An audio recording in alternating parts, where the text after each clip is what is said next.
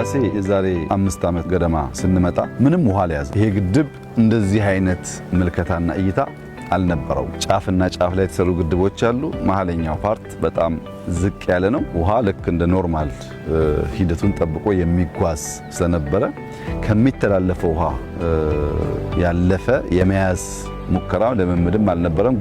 ግድቡ ያለበት ደረጃ ለዛ እድል የሚሰጥ አልነበረም። as of today 200+ ኪሎ ሜትር ውሃ ተኝቷል። ዛሬ ህዳሴ ግድብ የጣናን ሐይቅ ደብል አድርጓል። ዛሬ ህዳሴን በንግግር ልገልጠው አልችልም። በቪዲዮ ሊገለጥ አይችልም። ህዳሴ ከቪዲዮ በላይ ነው። ህዳሴ ከንግግር በላይ ነው። ብዙዎች አይተው ነክተው ካላዩት በቀር ምን ያህል ግዙፍ ስራ እንደሆነ መገንዘብ ያስቸግራል።